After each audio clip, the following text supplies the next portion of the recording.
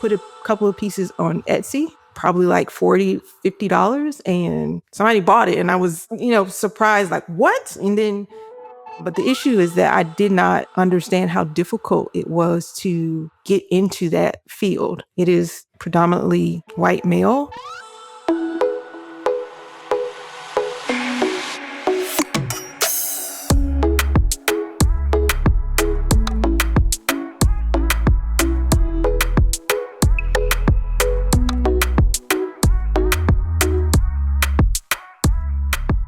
We often assume that the goal of a portrait is stillness. We often look for a faithful replication of reality. We expect the canvas to act as a mirror. What happens when the artist is trained to see the world in motion? And what happens when the goal is not only to copy the subject, but to perhaps exaggerate their essence until it becomes undeniable? Welcome back to This Is How We Create. My name is Martine Severin, your host, and today I am so happy to have Tiffani Glenn on the podcast. Tiffani, welcome to the show. Thank you for having me. Glad to be here. I'm so pleased that you're here. You have had quite an interesting career. This episode is brought to you by iCode. Every child starts as a creator. They imagine stories, build worlds, and ask big questions. But as they grow up, creativity can take a backseat to routine and screens. That's where iCode comes in. Through after-school STEM activities, iCode's programs give kids a space to create again. Visit icodeschool.com to book a free trial. And I'm so excited for us to talk about that later on in the show. But for now, can you share some childhood memories that might have influenced you? And when did you know that the world could actually be drawn? Anytime I think about art and how I got started, I'm immediately drawn back to growing up with my two sisters. And Saturday mornings, my mom would always have cartoons on for us to watch while we ate cereal, breakfast, whatever. So watching, the vintage cartoons like Scooby-Doo, Tom and Jerry, I just love them so much, and Bugs Bunny. And that's how I kind of got drawn into, I love the movement. I love I just loved cartoons, and I would mimic, I would try to go and draw Bugs Bunny. I would get paper and draw Mickey Mouse or whatever. And that's how I kind of got started as a kid. So I've always been drawn to art. Just from a little girl growing up, I would draw on the walls, I would draw on a shoebox, any kind of paper I could get my hands on, I would draw. And still, my mom would find doodles all over the place. And that's kind of how I got started, just replicating those characters that I would see watching cartoons. So that's really where my love of art started. So as you started drawing everywhere on walls, my goodness. Now I you're get in that trouble. child. Did your mother encourage you? How did your family perceive this drive that you had? Yeah, my mom would always say that I got it from my uncle because her brother he was a doodler, I guess, growing up. And she said, well, you probably got that from him. So she definitely always encouraged me to keep at it. And she just allowed me to be a kid and do it. She never tried to tell me to stop. I mean, she did tell me to stop drawing on the wall, but she never tried to discourage me from, doing art and that kind of thing. And then she realized that I was actually pretty good at it. So then when we go around other family members, they would always say, oh, Tiffani can draw it for you, even though I didn't feel like I was that good to be drawing everything for people. But she always, encouraged me to just stick with it. So, yeah. It's so nice to have a supportive family member. And I think in some ways that is one of those things that all of our guests have in common, that they usually had a family member, either a parent or an aunt or an uncle or someone who saw something in them and said, you can do it, or encouraged them to continue. That's wonderful. Let's talk a little bit about your journey. How did studying things like lines of action and weight in animation school help to shape you into the painter and the artist that you are today? First, I'll say that I I never intended to be a fine artist. I never intended to be a painter, what I'm doing now.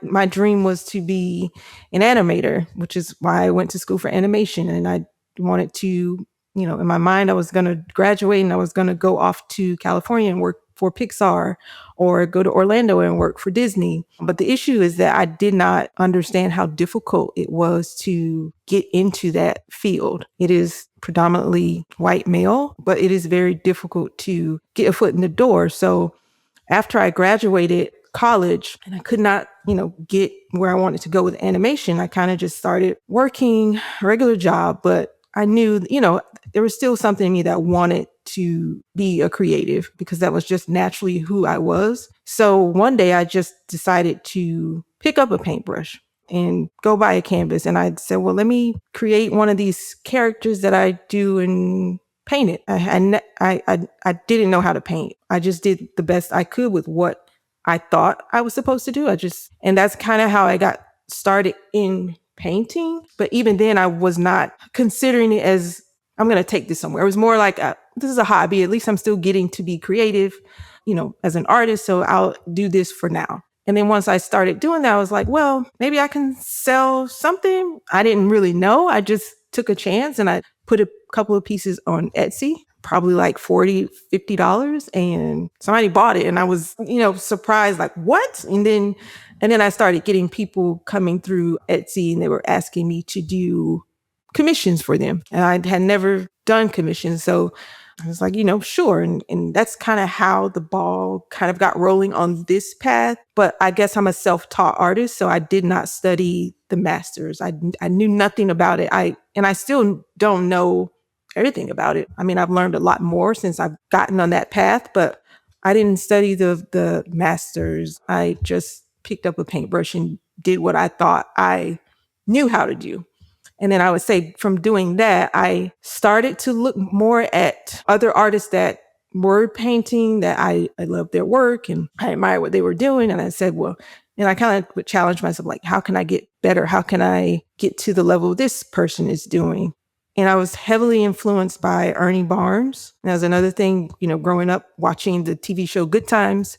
I loved to see his artwork. The artwork that JJ would do was actually done by Ernie Barnes. And I started looking into his work and I loved the feeling I would get looking at his work, the movement in the pieces, the stretching of and that's kind of how I, got toward that, exaggerating some of the features and, stretching the neck. So that's really where I picked up the beginning of my style as an artist. Lisa Yuskevich is another artist that I really love her work. She has that same stylized feel to her work. And I really like it a lot. So those are artists that I kind of kept in mind, like, when I started.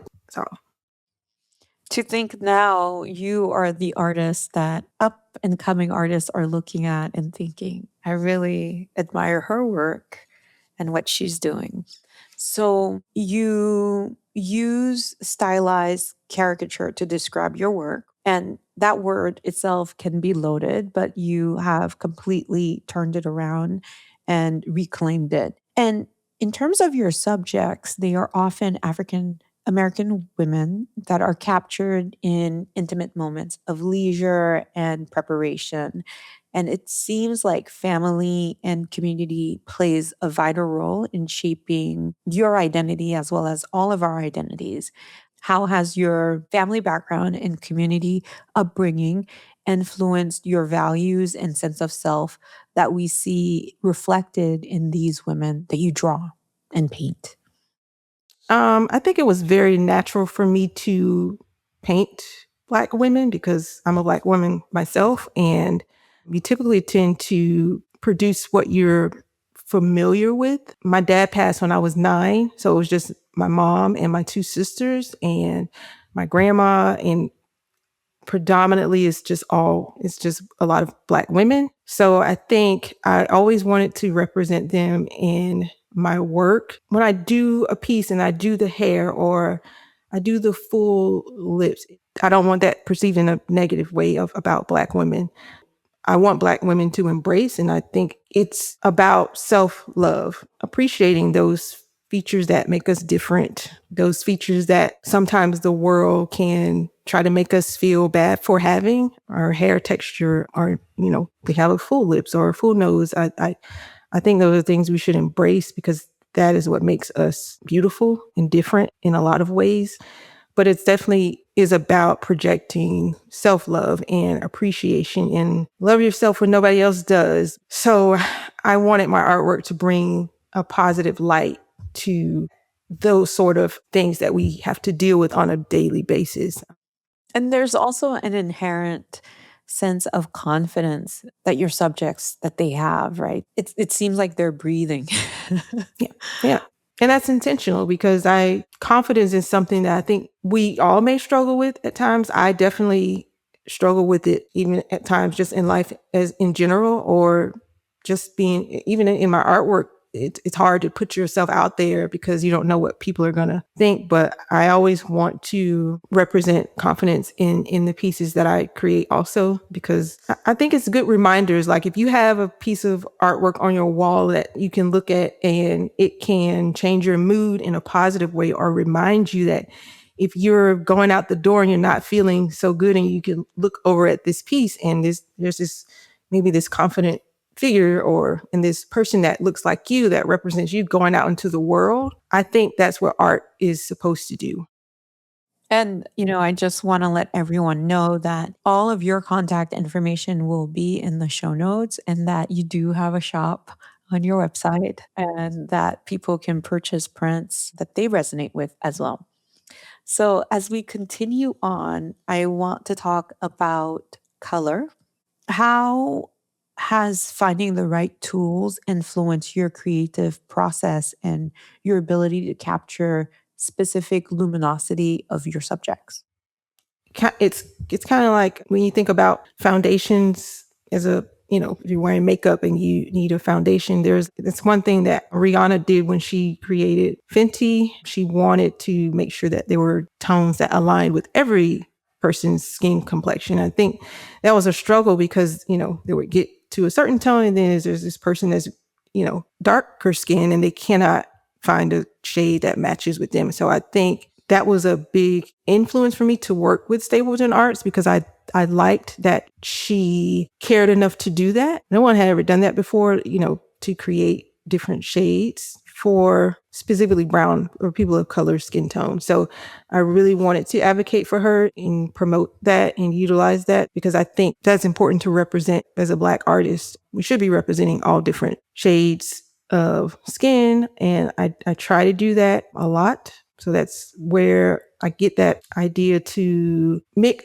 certain browns, and there may be a reddish undertone in this skin, or it may be a really darker skin color or a lighter skin. I think, we come in all different shades. And I think that's another thing that is beautiful about people of color. I felt like color represents positivity and happiness and all the things I try to focus on daily in life, just because life is hard, man. And I think color is something that can brighten your day. Again, it's just, looking at a piece with all this color, even if it's not intentional, I think it does something to you. And I think that's why it was always important for me to implement color in my artwork. My goal is always to influence people's mood in a positive way. So I like to use bright colors that grab the attention in. So, you've talked about how you've made such a big shift. And, obviously, the shift probably took a number of years from when you picked up the colors, you got that canvas and you started painting, and you've learned more and more and more, to now becoming and calling yourself a fine artist. Can you walk me through or tell me the story of how you were able to find someone and get to the point where you exhibited your first work? Mm. I'll say that was a big struggle for me. I think once I'd said, hey, I'm going to take this a little bit more serious and hop over into the fine art world instead of doing this more as a hobby, I had no idea what I was doing. I had no idea what direction I was supposed to go. I'll say Instagram was a big helper for me because it exposed me to a lot of people or where I needed to go. But I had the misconception that, oh, I'm painting now. I can just get into a gallery and it should be easy. And it was not. It was very difficult because you have to realize that certain galleries look for certain things. And I was still like an emerging artist. But well, I got into my first gallery by an artist name, with the help of an artist named Evita Tezino. Please look at her work. She's been in the fine art world for a very, very long time. And I reached out to her and I kind of just said, hey, I just asked her for advice. How do I pivot? How do I do what you're doing? And then she happened to be putting some of her work into a gallery at the time. And she pointed me to this frame gallery in Cleveland, which is how I got into my first gallery. And that was with the help of Miss Evita. And I was working with that gallery probably for 2 or 3 years. That's how I did my first exhibit. But it took for this person to really want to give me a chance and see something in my artwork, because I was, again, like a newer artist. I didn't have much exhibition on my resume. So I definitely appreciate them even giving me the opportunity. But that's how I got into my first gallery. That's so great because I know that someone is listening to this show and they're thinking, well, how do I make that transition? Because that's what I want. I want to have a show. How do I get there? I love that.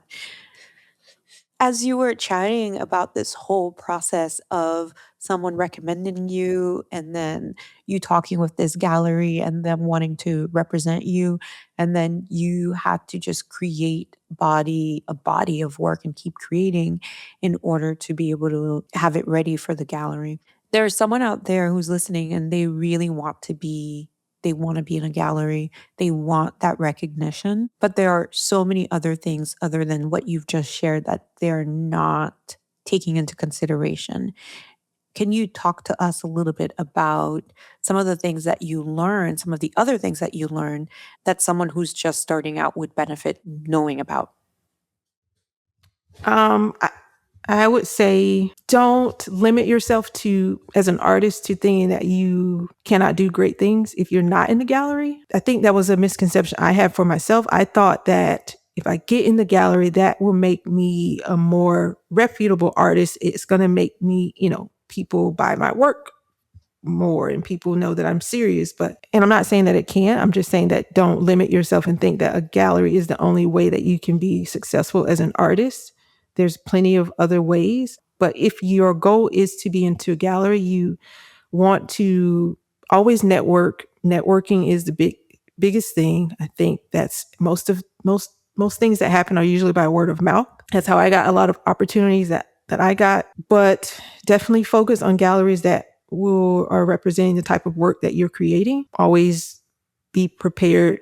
Just do your research on the galleries that if there's a gallery you want to get into, be sure that you're doing your research on that gallery. That's an important thing. And make sure that, even though I'm saying to make sure they are representing the type of work that you're creating, you should also make sure that the gallery is going to represent you well as an artist.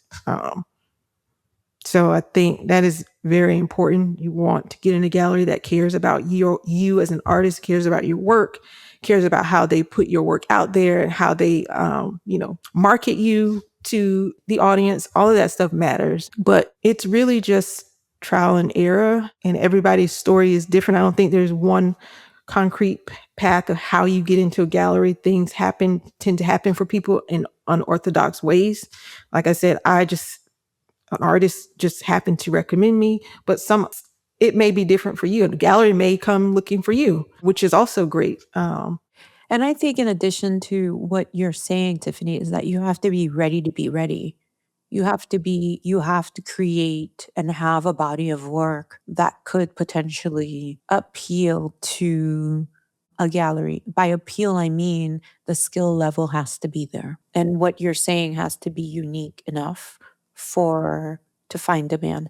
And this isn't to say that if you don't have those things, you won't find someone, but it might be that they'll just watch out for you. They'll wait to see you mature a little bit Yes. Yep. before reaching out. Yes. The answer might be a not now rather than a no. Right. Yeah, I think it's important to want to be in a gallery for the right reasons, not just because you are trying to measure yourself against where you fit in the art world. If I can get in the gallery with these people, then that means I'm up here. And I think you have to be serious about it. And like I said, you have to be prepared for what comes with being in a gallery. And it's okay when you're just having to you're producing on your own time and you can just give it to the gallery. But when they say, hey, we're planning to put together a show for you, we want to do a solo show, that's a great opportunity. You just need to be prepared to, like you said, complete that body of work, because it can be a lot of pressure to have to do that. It Even when is. you're It is a even lot of through, pressure. yeah. Hmm. Yeah, you'll go through the valley of doubt. Yeah. Yep. Especially when it feels like you're picking up, a pencil or a canvas and nothing is working, like nothing, like you don't like anything that you're producing. And then it's like you're getting stuck. You have to figure out how to get yourself unstuck so you can produce for, the show and create really good work. 'Cause you don't want to just throw anything out there. So for you, Tiffany, how do you get unstuck? I get unstuck by, I think, by allowing myself to get stuck, if that makes sense. Because when I get stuck, I realize there's something that is blocking me, and I can try and try. I will sit there for hours, and I'm like, it's just, and usually when I'm stuck, and I realize I'm stuck, and why is nothing working? It's because I am forcing it. And I feel like when I'm forcing it because I've already told myself, hey, I'm going to sit down today and I'm going to create 2 pieces. But something may be going on throughout the day that is blocking me from doing that. And I'm still trying to force something instead of taking a step back, relaxing, putting it to the side for a minute. I'm forcing myself to push out a piece of work. And usually that's how I end up getting stuck. Whether it's because I haven't posted in a few days, so I just, I'm putting myself on this timeline in this box, and I'm saying, I have to do this, and I need to post something new tomorrow. So now I'm sitting here trying to come up with something, and I can't, because it's not natural. It's not happening naturally. I'm forcing it. I'm forcing it to happen. And that's how I usually end up stuck. So when I get in moments like that, I put the canvas away, I put the paint away, I close the drawing pad, whatever it is I'm doing, and I just wait. Mm. I've learned to wait and listen to myself as an artist versus just trying to be this pin, this wheel that just keeps churning out work just because I'm just trying to keep up with Instagram or whatever I'm doing. I think it is important to listen to yourself as an artist. How you're feeling matters a lot. If it's stress or anxiety or whatever you may have going on in life itself can affect what you put out as an artist. So I get unstuck by just learning to wait, and I will put it away and I'll say, you know what, I just can't post today. I just can't do it. I'll come, and then, once I take that break, then the urge will naturally come to me to sit down and produce. And usually that's when I can do something that I really like or appreciate. Wow, that's powerful. So, It's so simple, but it's so powerful. yeah. Yeah. Oh, thank you. Hmm. So your subjects, they're usually in moments of leisure. What do you do for leisure these days when you're not being a mom, when you're not being a partner and, you know, a daughter and all of those Hmm. things? What do you do? I guess I would call myself a movie buff. I love cinema. I love acting. Not personally myself. I wish I could, but I love watching, a good show, just good writing. I appreciate really good, well written scripts. So you can usually find me watching a good series or a good TV show or movie. Yeah, that's probably where you'll find me watching cinema or something like that. Well, Tiffany, this has been so wonderful. And I think, you know what's surprising? Each time I'm struggling with something, someone will come on the show and they help me with it. So, you saying when you are when you have a block, just sit with it. I didn't know that's what I needed today. So thank you so much. Oh, well, I'm glad I could help in any kind of way. All right. Thanks again. Thank you so much. I'm so glad. I'm honored that, I was able to speak with you today. Thank you. Hi there. If you're loving the show, would you mind taking a quick second to leave us a 5-star review on your favorite go-to podcast app? While you're at it, subscribe to our Substack newsletter, Creative Matters. You can find the link to subscribe in the show notes. All right, that's all that I have for you today. Bye.